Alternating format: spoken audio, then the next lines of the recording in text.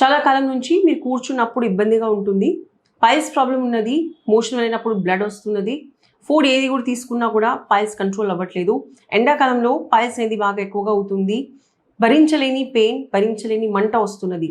So డెఫినెట్గా మీ పైల్స్తో బాధపడుతున్నారు. Hello అండి, నమస్తే. నేను డాక్టర్ కుమార్, డాక్టర్ కే హోమియోపతి. పైల్స్ అనేది చాలా కామన్గా జరుగుతుంది. పైల్స్ ఫిషర్ అండ్ ఫిష్యులా అనేది కంప్లీట్గా ఒక సర్జికల్ ప్రాబ్లం.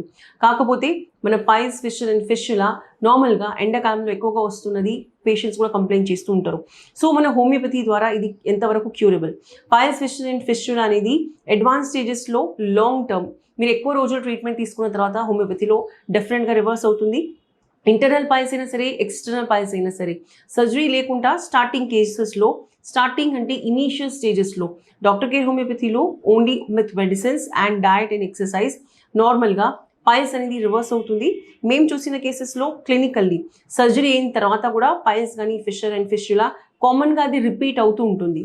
సో ఇది రిపీట్ అవ్వకుండా అండ్ మీకు మళ్ళీ తిరిగి రాకుండా ఉండడానికి, ఉన్న ప్రాబ్లం పైల్స్ ఫిషర్ అండ్ ఫిష్యులాకి పూర్తిగా క్యూర్ చేయడానికి మీరు వెంటనే డాక్టర్ కేర్ హోమియోపతికి కన్సల్ట్ అవ్వండి. Thank you.